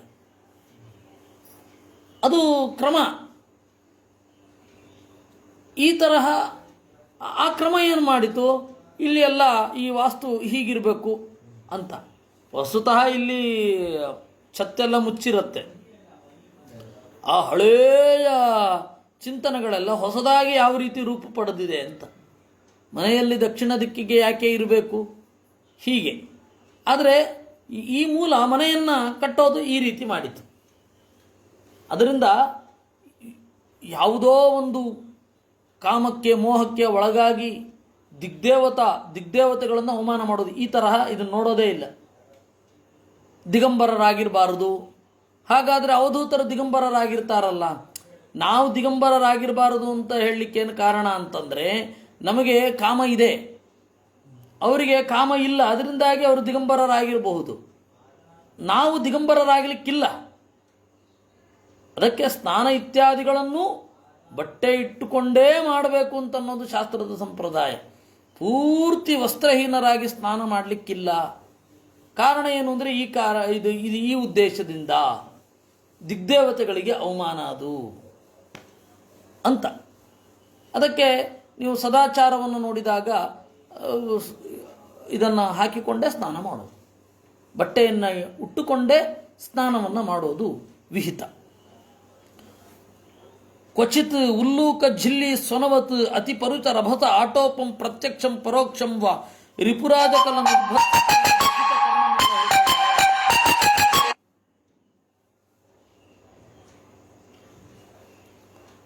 ಕೆಲವೊಮ್ಮೆ ಉಲೂಕ ಗೂಬೆಯ ಕ್ರಿಕೆಟ್ ಅಂತ ಹೇಳ್ತಾರೆ, ಜೀರುಂಡೆ, ಅದರ ಸ್ವನದಂತೆ ಕೆಟ್ಟದಾದ, ಅದರ ಸದ್ದಿನಂತೆ ಕೆಟ್ಟದಾದ ಶತ್ರುಗಳ ಮಾತನ್ನು ಕೇಳಬೇಕಾಗತ್ತೆ. ಅದು ಕೇಳಿದಾಗ ವ್ಯಥಿತ ಕರ್ಣಮೂಲ ಹೃದಯ, ಎದೆಯಲ್ಲಿ ಕಿವಿಯಲ್ಲಿ ಕಾದ ಸೀಸ ಹುಯ್ದ ಹಾಗೆ ಆಗುತ್ತೆ. ಆ ತರಹ ಮರ್ಮಭೇದಕವಾಗಿ ಅವರು ಮಾತನಾಡ್ತಾ ಇರ್ತಾರೆ. ಇವನು ಅಷ್ಟೇ, ರಾತ್ರೋರಾತ್ರಿ ತಿರುಗಾಡಿ ದಾರಿ ಸಿಗದೆ ಇವತ್ತು ಇಲ್ಲಿ ವಿಶ್ರಾಂತಿ ಮಾಡಿಕೊಂಡು ಮುಂದೆ ಹೋಗಬೇಕು, ನಾಳೆ ಬೆಳಗ್ಗೆ ಬೆಳಕಾದ ಕೂಡಲೇ ಅಂತ ಇರ್ತಾನೆ. ಕಾಡಿನಲ್ಲಿ ತಿರುಗಿ ಅಲ್ಲೇನಾಗತ್ತೆ, ಗೂಬೆಯ ಧ್ವನಿಯನ್ನು ಕೇಳ್ತಾನೆ, ಜೀರುಂಡಗಳ ಧ್ವನಿಯನ್ನು ಕೇಳ್ತಾನೆ. ಓ, ಯಾವುದೋ ಮಸಣದ ಹತ್ತಿರ ಇದ್ದೇನೆ ಅಂತ ಬಹಳ ವ್ಯಥೆ ಆಗತ್ತೆ. ಆ ರೀತಿ ನಾವಿದು ಯಾವ ಮಾತನ್ನು ಕೇಳ್ತಾ ಇದ್ದೇವೆ, ಇಂಥವ್ರ ಹತ್ರ ಎಲ್ಲ ಅನ್ನಿಸ್ಕೊಳ್ಬೇಕಾ ಅಂತ ಅನ್ನಿಸುತ್ತೆ. ವ್ಯಥಿತ ಕರ್ಣಮೂಲ ಹೃದಯ ಸ ಯದಾ ದಗ್ಧಪೂರ್ವ ಸುಕೃತ ತದಾ ಕಾರಸ್ಕರ ಕಾಕತುಂಡಾದಿ ಅಪುಣ್ಯ ದ್ರುಮಲತ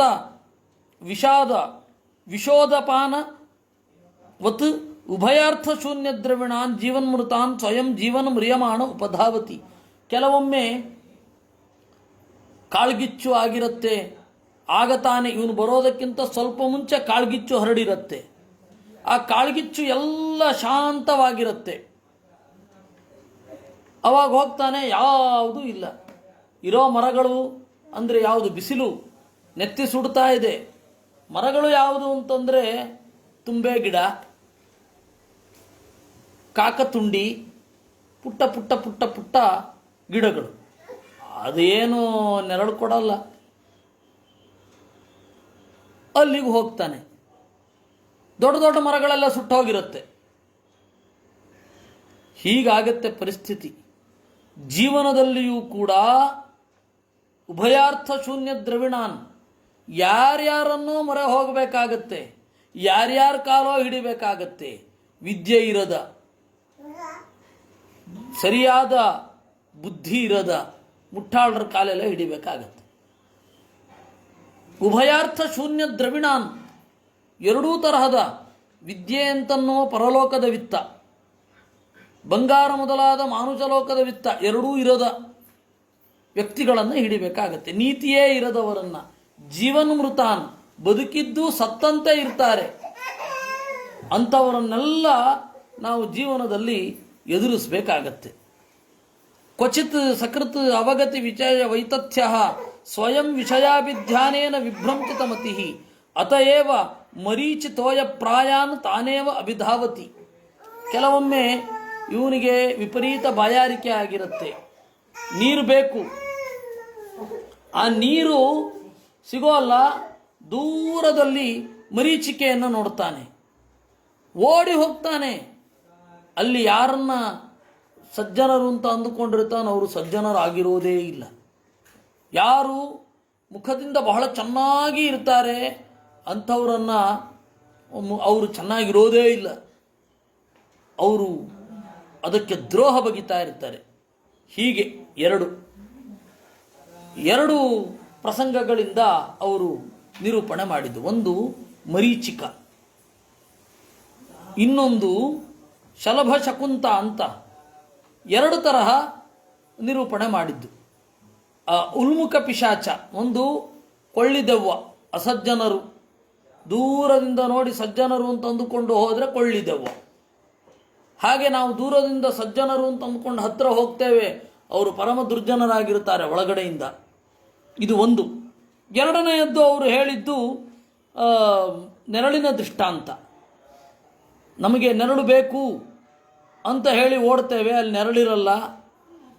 ನೀರು ಅಂತ ಅಂದುಕೊಂಡು ಓಡ್ತೇವೆ, ಅದು ಕೇವಲ ಮರೀಚಿಕೆ ಆಗಿರುತ್ತೆ, ಬಿಸಿಲು ಕುದುರೆ ಆಗಿರುತ್ತೆ, ಅವರು ಒಳ್ಳೆಯವರಾಗಿರೋದಿಲ್ಲ.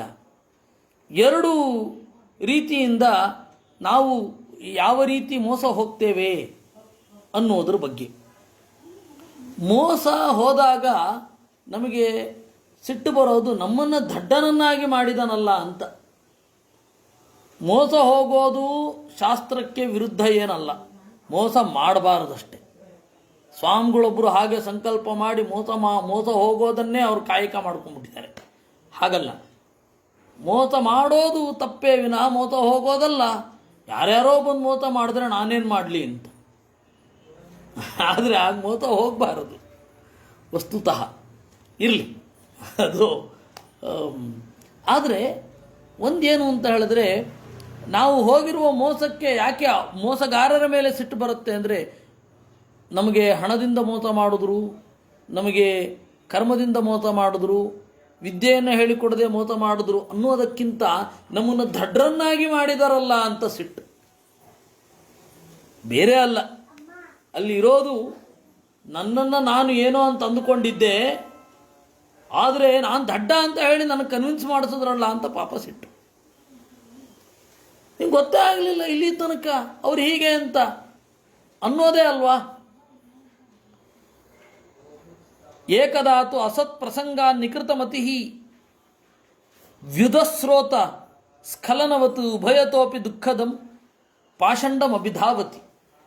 ಇದೇ ರೀತಿ ಅವನೇನು ಮಾಡ್ತಾನೆ, ಪಾಷಂಡಂ ಎರಡೂ ತರಹದ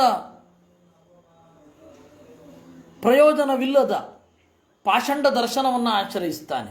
ಇದು ನನಗೇನೋ ಒಳ್ಳೆಯದು ಮಾಡಬಹುದು ಅಂತ ಹೇಳಿ ಹೋಗ್ತಾನೆ,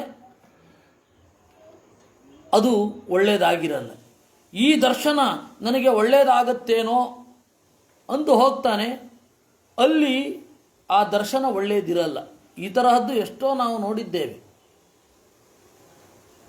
ನೋಡಿ, ಬೌದ್ಧಿಕವಾಗಿ ಈ ತರಹ ಬೇರೆ ಬೇರೆ ಗುರುಗಳನ್ನು ಆಶ್ರಯಿಸಿ ಒಳ್ಳೆಯ ಗುರುಗಳನ್ನು ಕಂಡು ಕೆಟ್ಟ ಗುರುಗಳನ್ನು ಕಂಡು ಬೈದವರು ನಮಗೆ ಸಿಗುವವರು ಹಲವಾರು ಜನ ಸಿಗ್ತಾರೆ.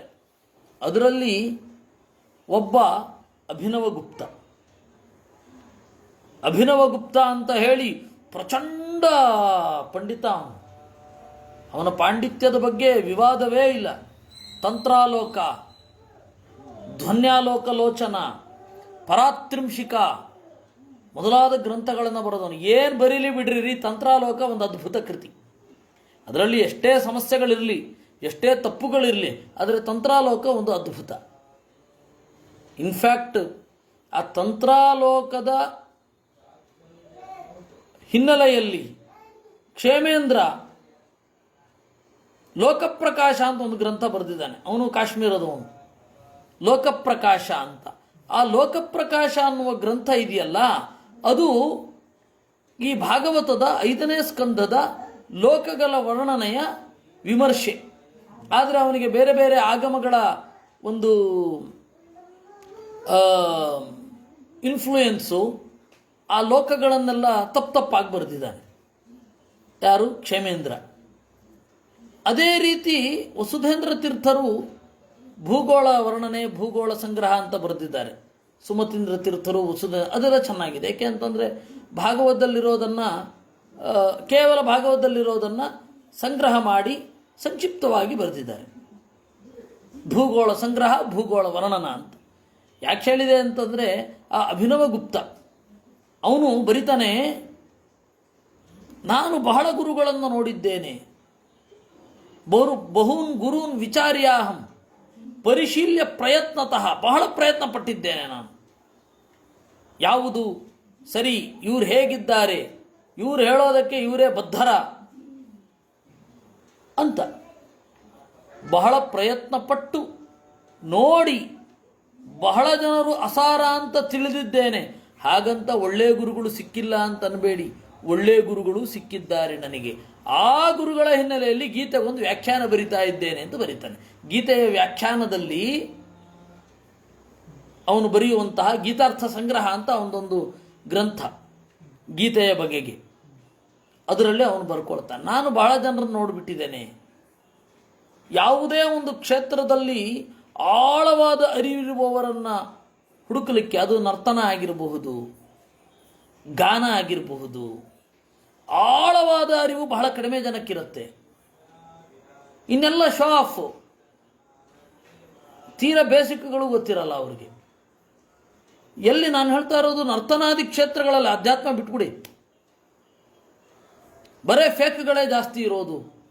ಆದರೆ ಚೆನ್ನಾಗಿ ಪರಿಶೀಲನೆ ಮಾಡಿ ಗುರುಗಳನ್ನು ಒಳ್ಳೆಯವರನ್ನಾಗಿ ಆರಿಸಿಕೊಂಡು ಪಾಠ ಕೇಳಿದ ಹೆಗ್ಗಳಿಕೆ ನನಗಿದೆ ಅಂತ ಅಭಿನವಗುಪ್ತ ಬರೀತಾರೆ. ಅದನ್ನು ಹೇಳ್ತಾರೆ. ಕೆಲವೊಮ್ಮೆ ಇವನು ಏನು ಮಾಡದೆ ಗೊತ್ತಾಗದೆ ಯಾವುದೋ ಒಂದು ಆಮಿಷಕ್ಕೆ, ಆತಂಕಕ್ಕೆ ಒಳಗಾಗಿ, ಅನನುಕೂಲತೆಗೆ ಒಳಗಾಗಿ ಪಾಷಂಡ ಮಾರ್ಗವನ್ನು ಹೊಂದಿಬಿಟ್ಟಿರ್ತಾನೆ. ಯದಾತು ಪರಬಾಧಯ ಅಂಧ ಆತ್ಮನೋ ನೋಪನಮತಿ ತದಾಹಿ ಪಿತೃಪುತ್ರಾನ್ ಬಾಲಾನ್ ಖಲು ಭಕ್ಷಯತಿ. ಕೆಲವೊಮ್ಮೆ ಏನಾಗತ್ತೆ, ಕಣ್ಣಿರೋದಿಲ್ಲ, ಬಹಳ ಹಸಿವೆ ಆಗಿರುತ್ತೆ, ಅಂದರೆ ಏನೋ ಒಂದು ಬೇಕು ಅಂತ ಇರುತ್ತೆ. ಮಕ್ಕಳ, ತಂದೆಯ, ತಾಯಿಯ ಹಿತವನ್ನು ನೋಡದೆ ಮುಂದುವರೆದು ಬಿಡ್ತಾನೆ. ತಂದೆ ತಾಯಿಗಳು ಮಗನಿಗೆ ಇದು ಒಳ್ಳೆಯದಾಗತ್ತೆ ಅಂತ ಅಂದ್ಕೊಂಡಿರ್ತಾರೆ, ಆದರೆ ಅದು ಹಿತ ಆಗಿರಲ್ಲ. ಅವರು ಒಳ್ಳೆಯ ದಾರಿಯಲ್ಲಿ ಹೋಗ್ತಾ ಇದ್ರೆ ಇವರು ಬೈದು ಬಿಡಿಸಿರ್ತಾರೆ ಎಷ್ಟೋ ಬಾರಿ. ಹೀಗೆಲ್ಲ ಆಗಿಬಿಡುತ್ತೆ. ಅಥವಾ ಅಸಹಕಾರ ತೋರಿರ್ತಾರೆ, ಅವ್ರಿಗದು ಗೊತ್ತಿರಲ್ಲ. ಇದು ಪರಸ್ಪರ ಭಕ್ಷಣ, ಭ್ರೂಣವಧ ಅಂತ ಅನ್ನೋದು ಇದಕ್ಕೆ ಹೇಳೋದು. ಮಗನನ್ನು ತಪ್ಪು ದಾರಿಗೆ ಎಳೆಯೋದು ಭ್ರೂಣವಧವೇ. ಭ್ರೂಣವಧ ಅಂತ ಹೇಳಿದ್ರೆ, ಭ್ರೂಣ ಹತ್ಯೆ ಅಂತ ಹೇಳಿದ್ರೆ, ಮಗು ಗರ್ಭದಲ್ಲಿರುತ್ತೆ, ಆ ಗರ್ಭವನ್ನು ಸ್ರಾವ ಮಾಡಿಸಿಕೊಂಡು ಬಿಡೋದು, ಆಗ ಮಗುವಿಗೆ ಬಾಳುವ ಹಕ್ಕನ್ನು ನಿರಾಕರಣೆ ಮಾಡಿದಾಗಾಯಿತು. ಅದೊಂದೇ ಭ್ರೂಣ ಹತ್ಯೆ ಅಲ್ಲ. ಭ್ರೂಣ ಹತ್ಯೆ ಅಂತಂದರೆ ಮಕ್ಕಳನ್ನು ಸರಿಯಾದ ದಾರಿಯಲ್ಲಿ ನಡೆಸದೇ ಇರೋದು ಭ್ರೂಣ ಹತ್ಯೆ.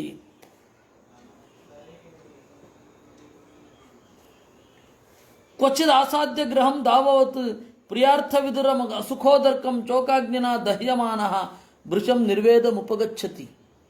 ಯಾವುದೋ ಒಂದು ಮನೆ ತಾತ್ಕಾಲಿಕವಾದ ಬಿಡಾರ ಮಾಡಿಕೊಂಡಿರ್ತಾನೆ, ಹೋಗಿರ್ತಾನೆ, ಹತ್ತು ಉರಿತಾ ಇರುತ್ತೆ. ಅದೇ ರೀತಿ ಈ ದೇಹದಲ್ಲಿ ಇಂದ್ರಿಯಗಳು ಇರದೇನೆ, ಇಂದ್ರಿಯಗಳು ಅಭಿವ್ಯಕ್ತವಾಗದೆ ಕಳ್ಕೊಂಡು ಈ ದೇಹದಲ್ಲಿ ಯಾವ ಸಂಪತ್ತೂ ಇರಲ್ಲ. ಆ ನೋವು ಅನ್ನೋದು ಬೆಂಕಿಯನ್ನು ಕಂಡ ಹಾಗೆ, ಬೆಂಕಿಗೆ ಮನೆಗೆ ಬೆಂಕಿ ಹಿಡಿದ್ರೆ ಯಾವ ರೀತಿ ದುಃಖ ಆಗತ್ತೋ ಆ ರೀತಿಯ ದುಃಖ ನಮ್ಮ ಇಂದ್ರಿಯಗಳು ಎಲ್ಲವನ್ನು ಕಳ್ಕೊಂಡ ಮೇಲೆ, ಅಥವಾ ನಡು ಮಧ್ಯದಲ್ಲಿ, ನಡು ದಾರಿಯಲ್ಲಿ, ನಡು ಜೀವನದಲ್ಲಿ ಇದನ್ನೆಲ್ಲ ಕಳ್ಕೊಂಡಾಗ. ಕ್ವಚಿತ್ ಕಾಲ ವಿಷಮಿತ ರಾಜಕುಲ ಯಕ್ಷಾಪಹೃತ ಪ್ರಿಯಧನಾತು ಮೃತಕೈವ ಗತಜೀವ ಲಕ್ಷಣ ಅಸ್ತೆ. ಕೆಲವೊಮ್ಮೆ ಯಕ್ಷರು ಇವನ ಪ್ರಾಣವನ್ನು, ಇದನ್ನು ಕ್ಷೀಣವನ್ನಾಗಿ ಮಾಡ್ತಾರೆ ಅಂತ ಅಲ್ಲಿ ಇರುತ್ತೆ. ಅರಣ್ಯದಲ್ಲಿ ಸಿಗುವ ಯಾವುದೋ ಯಕ್ಷರು, ಇವನು ಹಾಗೆ ಜೀವಲಕ್ಷಣ, ಜೀವನ ಪ್ರಮುಖವಾದ ಲಕ್ಷಣ ಯಾವುದು ಅಂತಂದರೆ ಒಳಗಡೆಯ ಬೆಳವಣಿಗೆ, ಜನ್ಮಗಳಲ್ಲಿ ಮನಸ್ಸಿನ ವಿಕಾರ ಅದು ಇಲ್ಲದಂತೆ ಆಗಿಬಿಡತ್ತೆ. ಹಾಗಾಗತ್ತೆ. ಕ್ವಚಿತ್ ಗೃಹಾಶ್ರಮ ಚೋದಿತ ಕರ್ಮಾತಿಭರ ಗಿರೀನ್ ಆರುರುಕ್ಷಮಾಣ ಲೌಕಿಕ ವ್ಯಸನ ಕರ್ಜಿತ ಮನಃ ಕಂಟಕ ಶರ್ಕರಾ ಕ್ಷೇತ್ರಂ ಪ್ರವಿಚನ್ನೇವ ಸಿದತಿ. ಕೆಲವೊಂದು ಬಾರಿ ಗೃಹಸ್ಥಾಶ್ರಮದಲ್ಲಿ ಅನೇಕ ಕರ್ಮಗಳನ್ನು ಹೇಳಿರ್ತಾರೆ. ಆ ಕರ್ಮ ಅನ್ನೋದು ಬೆಟ್ಟದಷ್ಟು, ಅದು ಏರಿ ಏರಿ ಏರಿ ಏರಿ ಏರಿ ಏರಿ ಖಿನ್ನನಾಗಿ ಅಧ್ಯಾತ್ಮದ ದಾರಿಯಲ್ಲಿ ಹೋಗದೆ ಕೂತ್ಕೊಂಡ್ಬಿಡ್ತಾನೆ. ಕೆಲವೊಮ್ಮೆ ಗೃಹಸ್ಥಾಶ್ರಮದ ಕರ್ತವ್ಯ ಯಾವ ಪರಿ ಅವನಿಗೆ ಬರುತ್ತೆ ಅಂತಂದರೆ ಓದಲಿಕ್ಕಾಗಲ್ಲ, ಜಪ ಮಾಡಲಿಕ್ಕಾಗಲ್ಲ, ಪೂಜೆ ಮಾಡಲಿಕ್ಕಾಗಲ್ಲ. ಆ ತರಹದ ಗೃಹಸ್ಥಾಶ್ರಮ. ನಮಗೆ ಇವತ್ತು ಅಷ್ಟೊಂದು ಅನುಭವ ಇಲ್ಲ. ನೀವು ಈ ಹಿಂದೆ 8-10 ಮಕ್ಕಳನ್ನು ಪಡಿತಾ ಇದ್ರಲ್ಲ, ಅವ್ರನ್ನ ಕೇಳಬೇಕು. ಗೃಹಸ್ಥಾಶ್ರಮ ಅನ್ನೋದು ಕೆಲವೊಮ್ಮೆ ಯಾವ ರೀತಿ ಅದು ಕಾಡುತ್ತೆ ಅಂತ. 10-12 ಮಕ್ಕಳ ನಾಮಕರಣವೇ ಸಾಕು. ನಾಮಕರಣ ಒಂದು ಫಂಕ್ಷನ್ನು, ಇವನಿಗೆ ನಾಮಕರಣ ಆದ ಕೂಡಲೇ ಅವನಿಗೆ ಮುಂಜಿ, ಅವ್ರಿಗೆ ಮುಂಜೆ ಆಗ್ತಿದ್ದಾಗ ಇವ್ರಿಗೆ ಇನ್ನೇನೋ ಫಂಕ್ಷನ್ನು. ಇದು ಗೃಹಾಶ್ರಮ ಗಿರಿ ಅಂತಂದರು. ಗೃಹಸ್ಥಾಶ್ರಮ ಅಂತನ್ನೋದು ದೊಡ್ಡ ಬೆಟ್ಟದ ತರಹ. ಇದರ ನಡುವೆ ಷಣ್ಣವತಿ ಶ್ರಾದ್ದ, 96 ಶ್ರಾದ್ದ ಒಂದು ವರ್ಷದಲ್ಲಿ, ಮತ್ತೆ ಕಾಲಶ್ರಾದ್ದ. ಯಾರು ಯೋಗ್ಯರು ಬರ್ತಾರೆ ಇದೇ ಟೈಮಿನಲ್ಲಿ ಮಾಡಬೇಕು ಅಂತ ಇಲ್ಲ. ವಸ್ತುತಃ ಇವತ್ತು ನವಮಿನೇ ಮಾಡಬೇಕು ಅಂತ ಇಲ್ಲ, ವಸ್ತುತಃ ಇಲ್ಲ. ಶಾಸ್ತ್ರದಲ್ಲಿ ಇದಕ್ಕೊಂದು ಅವಕಾಶ ಇದೆ. ಏನು, ಯಾರು ಜ್ಞಾನಿಗಳು ಸಿಗದೆ ಹೋದಾಗ ಅವತ್ತು ಶ್ರಾದ್ದ ಮಾಡಬೇಡ. ಜ್ಞಾನಿಗಳು ಸಿಕ್ಕಿದ ಇವತ್ತು ಹೇಗೂ ದರ್ಭೆ ಬ್ರಾಹ್ಮಣರನ್ನು ಇಟ್ಟು ಕೂಡಿಸೋದು, ಪ್ರತ್ಯಕ್ಷ ಏನು ಮಾಡೋಲ್ಲ. ಜ್ಞಾನಿಗಳು ಸಿಕ್ಕಿದಾಗ ಶ್ರಾದ್ದ ಮಾಡೋದು. ಅವರಿಗೆ ಚೆನ್ನಾಗಿ ಅಭ್ಯಂಜನ ಸ್ನಾನ ಮಾಡಿಸಿ, ಒಳ್ಳೆ ಬಟ್ಟೆಗಳನ್ನು ಉಡ್ಲಿಕ್ಕೆ ಕೊಟ್ಟು, ಊಟಕ್ಕೆ ಕೂಡಿಸಿ, ಅವರು ಊಟ ಮಾಡುವಾಗ, ಇಬ್ಬರು ಬ್ರಾಹ್ಮಣರ ಊಟ ಮಾಡುವಾಗ ಇಲ್ಲಿ ಪಿಂಡಗಳನ್ನು ಇಡೋದು. ಇದು ಇವತ್ತೇನು ಮಾಡ್ತಾ ಇದ್ದೇವೆ ನಾವು, ಒಳ್ಳೆ ಬ್ರಾಹ್ಮಣರು ಯಾರು ಸಿಗ್ತಾ ಇಲ್ಲ, ಅದಕ್ಕೆ ಏನು ಮಾಡೋದು? ಅದು ಒಳ್ಳೆಯದದು. ಒಬ್ಬ ಬ್ರಾಹ್ಮಣನಿಗೆ ದಾನ ತಗೊಂಡ್ರೆ ಪುಣ್ಯ ಹೋಗುತ್ತೆ ಅಂತ ಹೇಳ್ತಾರಲ್ಲ, ಯಾಕೆ ಗೊತ್ತಾ? ಅವನಿಗದು ಚಟ ಆದರೆ ಅದರ ಸ್ಪಿರಿಟ್ ಅರ್ಥ ಮಾಡ್ಕೊಳ್ಬೇಕು ನಾವು. ಆಮೇಲೆ ಊರಿನವರಲ್ಲಿ ಯಾರೊಬ್ಬರು ಸಾಯಿಲಪ್ಪ ಅಂತ ಇದ್ದರೆ ಗತಿ ಏನು? ನನ್ನನ್ನು ಕರೀತಾರೆ, ಒಳ್ಳೆ ಊಟ ಹಾಕ್ತಾರೆ, ಯಾರು ಸಾಯ್ತಾ ಇರಲಿ, ಅದಕ್ಕೆ ಅಂಥದ್ದಕ್ಕೆಲ್ಲ ಹೋಗಬೇಡಿ ಅಂತ. ಮತ್ತಿನ್ನೇನಿಲ್ಲ. ಸರಿ, ಒಳ್ಳೆ ಜ್ಞಾನಿಗಳು ಬಂದಾಗ ಕಾದಿದ್ದು ದಯವಿಟ್ಟು ಬಂದಿದ್ದೆ ತೀರ್ಥ ಶ್ರಾದ್ದ. ತೀರ್ಥ ಅಂದರೆ ಪಾತ್ರ ಅಂತಲೂ ಅರ್ಥ ಉಂಟು. ನೀವು ಬಂದಿದ್ದೀರಾ, ಒಳ್ಳೆ ಅವಕಾಶ ಸಿಕ್ಕಿದೆ, ಇವತ್ತು ಶ್ರಾದ್ದ ಮಾಡಿಬಿಡ್ತೇನೆ. ಇದು ಬಿಟ್ಟು ಷಣ್ಣವತಿ ಶ್ರಾದ್ದ ಬಿಟ್ಟು ಈ ತರಹದ್ದೊಂದೆಲ್ಲ ಶ್ರಾದ್ದಗಳು. ಆಮೇಲೆ ಕಾಮ್ಯ ಶ್ರಾದ್ದ, ಏನೋ ಒಂದು ಕೆಲಸ ಆಗಬೇಕಿರುತ್ತೆ, ಕಾಮ್ಯ ಶ್ರಾದ್ದ. ಆಮೇಲೆ ನಿಮಿತ್ತ ಶ್ರಾದ್ದ. ಎಲ್ಲ ಮಾಡ್ತಾ ಕೂತ್ರೆ ಯಾವಾಗ ಓದೋದು ಇವನು? ಅಧ್ಯಯನವೇ ಇಲ್ಲ. ಅದರಿಂದಾಗಿ ಗೃಹಸ್ಥಾಶ್ರಮ ಅನ್ನೋದು ಬಹಳ ಜವಾಬ್ದಾರಿಗಳನ್ನು ಮಾಡಬೇಕು, ಬಹಳ ಜವಾಬ್ದಾರಿಗಳನ್ನು ನಿರ್ವಹಿಸಬೇಕು. ಅದಕ್ಕೆ ಗೃಹಾಶ್ರಮ ಗಿರೀನ್ ಅಂತಂದರು. ಗೃಹಾಶ್ರಮ ಚೋದಿತ ಕರ್ಮ ಅತಿಭರ ಗಿರೀನ್. ಆಮೇಲೆ ಹಬ್ಬ ಮಾಡಬೇಕು. ಹಬ್ಬ ಮಾಡದೆ ಹೋದರೆ ಜೊತೆಗಿರೋರೆಲ್ಲ ಮುಖ ಸಣ್ಣದು ಮಾಡ್ಕೋತಾರೆ. ಏನು ಸಂಭ್ರಮ ಪಡಲಿಕ್ಕೆ ಒಂದು ಅವಕಾಶ ಇಲ್ವೇ? ಸಂಭ್ರಮ ಪಡಬಾರ್ದೆ, ಯಾವಾಗಲೂ ಗಂಟು ಮೋರೆ ಹಾಕ್ಕೊಂಡು ಪುಸ್ತಕ ಓದ್ತಾ ಇರಬೇಕೆ ಅಂತಾರೆ ಬೇರೆ. ಸರಿ, ಒಂದು ಹಬ್ಬ ಮಾಡು. ಹಬ್ಬ ಮಾಡಿದ್ರೆ ಮುಗಿದೋಯ್ತು, ಒಂದು ದಿವಸ ಇಡೀ ಕೃಷ್ಣಾರ್ಪಣ. ಈ ತರಹ ಎಲ್ಲ ಗೃಹಸ್ಥಾಶ್ರಮ ಅಂತನ್ನೋದು, ಆ ಗೃಹಸ್ಥಾಶ್ರಮ ಚೋದಿತವಾದ ಕರ್ಮಗಳು ದೊಡ್ಡ ಬೆಟ್ಟಗಳಿದ್ದ ಹಾಗೆ. ಅದರಲ್ಲಿ ಮಾಡಿ ಮಾಡಿ ಲೌಕಿಕ ವ್ಯಸನ ಕರ್ಷಿತ ಮನಃ, ಅಲ್ಲಿ ಮನಸ್ಸು ಬೇಸರ ಆಗಿ ಕಂಟಕ ಶರ್ಕರಾ ಕ್ಷೇತ್ರಂ ಪ್ರವಿಚನ್ಯವ ಸೀದತೆ. ಆ ಬೆಟ್ಟವನ್ನು ಏರಲಾಗದೆ ಮುಳ್ಳಿನಲ್ಲಿ ಬಿದ್ದೋಗ್ಬಿಡ್ತಾನೆ, ಅಥವಾ ಏರಿ ಮುಳ್ಳಿನಲ್ಲಿ ಬೀಳ್ತಾನೆ. ಎರಡರಲ್ಲಿ ಯಾವ್ದಾರು ಒಂದು. ಏರಿದ್ರು ಪ್ರಾಬ್ಲಮ್, ಏರದಿದ್ರು ಪ್ರಾಬ್ಲಮ್. ಕ್ವಚಿಚ್ಚ ದುಸ್ಸಹೇನ ಕಾಯಾಭ್ಯಂತರ ವಹನಿನ ಗೃಹೀತತಾರಹ ಸ್ವಕುಟುಂಬಾಯ ಕೃಧ್ಯತಿ. ಕೆಲವೊಮ್ಮೆ ಒಳಗಡೆಯ ಕಿಚ್ಚು ಹೊರಗಡೆ ಬಂದು ತನ್ನ ಕುಟುಂಬಕ್ಕೆ ಸಿಟ್ಟು ಮಾಡಿಕೊಳ್ತಾನೆ. ಸಯೇವ ಪುನರ್ ನಿದ್ರಾಜಗರ ಗೃಹೀತ ಅಂಧೇ ತಮಸಿ ಮಗ್ನ ಶೂನ್ಯಾರಣ್ಯ ಇವ ಶೇತೆ ನಾಣ್ಯತ್. ಕೆಲವೊಮ್ಮೆ ಅವನನ್ನು ಹಾವು ನುಂಗತ್ತೆ. ಹಾವು ಅಂತಂದರೆ ನಿದ್ರೆ ಅನ್ನುವ ಹಾವು. ಅತಿಯಾದ ದೇಹಾಯಾತದಿಂದ ನಿದ್ರೆ ಮಾಡಿಬಿಡ್ತಾನೆ. ಕ್ವಚಿತ್ ಭಗ್ನಮನ ದಷ್ಟ ದುರ್ಜನ ದಂದಚೂಕೈ ಅಲಬ್ಧ ನಿದ್ರಾಕ್ಷಣೋ ವ್ಯಥತಾ ಹೃದಯೇನ ಕ್ಷೀಯಮಾಣ ವಿಜ್ಞಾನ ಅಂಧಕೂಪೆ ಅಂಧವತ್ ಪತತಿ. ಕೆಲವೊಮ್ಮೆ ಅಂಧಕೂಪೆ ಪತತಿ, ಗೊತ್ತಾಗದೆ ಕೆಳಗಡೆ ಬೀಳ್ತಾನೆ. ದುರ್ಜನರೆಂಬ ಹಾವುಗಳಿಂದ ಕಚ್ಚಲ್ಪಟ್ಟು ನಿದ್ರೆಯೇ ಮಾಡಲಿಕ್ಕಾಗದೆ ಹಗಲು ರಾತ್ರಿ ಒದ್ದಾಡ್ತಾ ಇರ್ತಾನೆ. ಅವರು ವಿಶ್ವಾಸದ್ರೋಹ ಮಾಡಿಬಿಟ್ರು, ಅವರು ವಿಶ್ವಾಸದ್ರೋಹ ಮಾಡಿದ್ರು ಅಂತ ಹೇಳಿ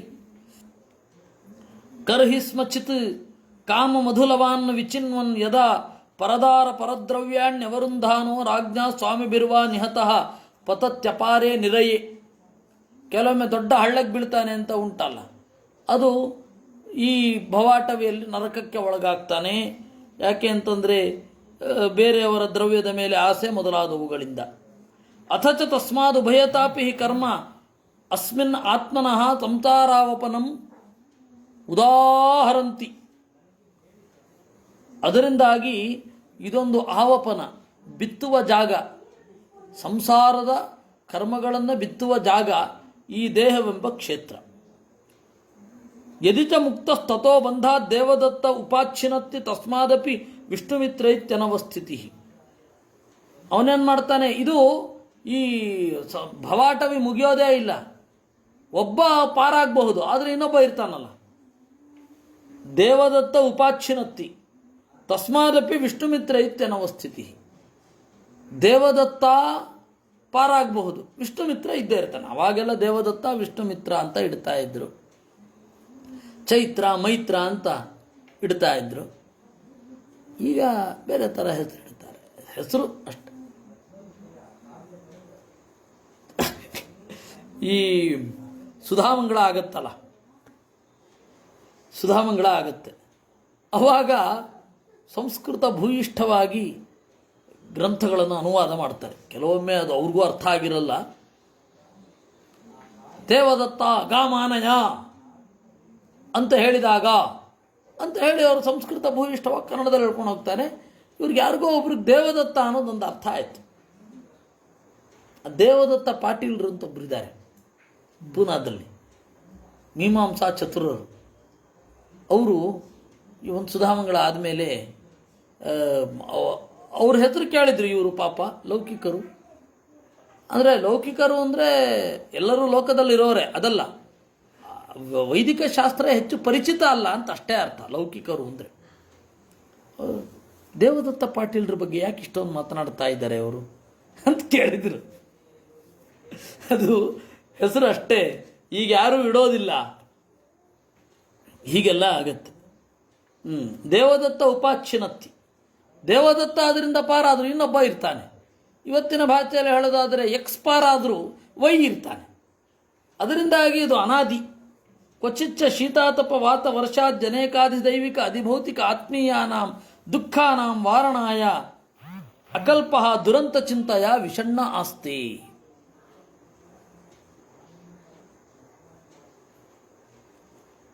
ಅದರಿಂದಾಗಿ ಚಳಿ, ಮಳೆ, ಗಾಳಿ ಮೊದಲಾದ ಅಧಿದೈವಿಕ ಆಧ್ಯಾತ್ಮಿಕ ಆಪತ್ತುಗಳಿಗೆ ಏನು ದಾರಿ ಅಂತ ತೋರದೆ, ಇದನ್ನು ಹೆಂಗೆ ಪರಿಹಾರ ಮಾಡಿಕೊಳ್ಳೋದು ಅಂತ ತೋರದೆ ಬಹಳ ವಿಷಣ್ಣನಾಗಿ ಇರ್ತಾನೆ. ನ್ಯಾಚುರಲ್ ಡಿಸಾಸ್ಟರ್ಸ್ಗೆ ಏನು ಮಾಡಲಿಕ್ಕಾಗತ್ತೆ? ಕೊರೋನಾ ಬಂತು, ಹೆಂಗೆ ಪರಿಹಾರ ಮಾಡೋದು ಅನ್ನೋದೇ ಸಮಸ್ಯೆ. ಜನರ ಮೆಂಟಾಲಿಟಿ ಪರಿಹಾರ ಮಾಡೋದಾ, ಕರಪ್ಷನ್ ತಡೆಯೋದಾ ಈ ಟೈಮಿನಲ್ಲಿ? ವೈದ್ಯಕೀಯ ವಿಜ್ಞಾನವನ್ನು ಇನ್ನಷ್ಟು ನಿಶ್ಚಿತವಾಗಿ ಮಾಡೋದಾ, ವೈದ್ಯಕೀಯ ವಿಜ್ಞಾನವನ್ನು ದುಡ್ಡಿನಿಂದ ಆಚೆ ತರೋದಾ, ಪೇಟೆಂಟ್ಗಳನ್ನು ತೆಗೆದುಬಿಡೋದಾ? ಎಲ್ಲರೂ ಮಾಡಲಿ ಅಂತ. ಹಾಗೆ ಮಾಡಿದ್ರು ನಕಲಿ ಮಾಡೋಲ್ಲ ಅಂತ ಏನು ಗ್ಯಾರಂಟಿ? ಏನು ಮಾಡೋದು? ಹೀಗೆ ಭವಾಟವಿ ಅಂತನ್ನೋದು ಬಹಳ ಕಷ್ಟ. ಇದು ಒಬ್ಬರಿಗಲ್ಲ, ಇಡೀ ಜಗತ್ತಿನ ಪರಿಸ್ಥಿತಿ ಏನೇನಾಗಬಹುದು ಅನ್ನೋದನ್ನು ಇಲ್ಲಿ ಹೇಳ್ತಾ ಇದ್ದಾರೆ. ಒಬ್ಬನೇ ಹೀಗೆಲ್ಲ ಮಾಡ್ತಾನೆ ಅಂತಲ್ಲ. ನಾವೆಲ್ಲ ಏನು ಅನ್ಕೊಂಡ್ಬಿಡ್ತೀವಿ, ಒಂದು ಜೀವನದಲ್ಲಿ ಒಬ್ಬನೇ ಇವೆಲ್ಲ ಅನುಭವಿಸ್ತಾನೆ ಅಂತ. ಇಲ್ಲವೇ ಇಲ್ಲ, ಹಲವಾರು ಜೀವನದಲ್ಲಿ ಅನುಭವಿಸೋದು, ಎಲ್ಲರೂ ಅನುಭವಿಸುವಂತಹ ಸಮಸ್ಯೆ. ಹೀಗೆ ಭವಾಟವಿ ವರ್ಣನದಲ್ಲಿ ನಾವು 25ನೇ ಗದ್ಯವನ್ನು ನಾವು ನೋಡಿದ್ದೇವೆ. ಇನ್ನು ಮುಂದೆ ನೋಡಬೇಕು. ಅದನ್ನು ಪ್ರಾಯ ನಾಳೆ 14ನೇ ಅಧ್ಯಾಯ ಮುಗಿಯುತ್ತೆ. 15ನೇ ಅಧ್ಯಾಯದಿಂದ ಮತ್ತೆ ಭರತನ ವಂಶದ ಚಿಂತನೆ ಶುರು ಆಗುತ್ತೆ. ಇದನ್ನು ನಾವು ನಾಳೆ ನೋಡೋಣ ಅಂತ ಹೇಳ್ತಾ ಇವತ್ತಿನ ಚಿಂತನೆಯನ್ನು ದೇವರಿಗೆ ಅರ್ಪಿಸೋಣ. ಕೃಷ್ಣಾರ್ಪಣಮಸ್ತು. ಅನೇನ ಭಾವಿ ಯತ್ ಪುಣ್ಯಂ ತದಾಪ್ನೋತು ಪಿತಾ ಮಮ.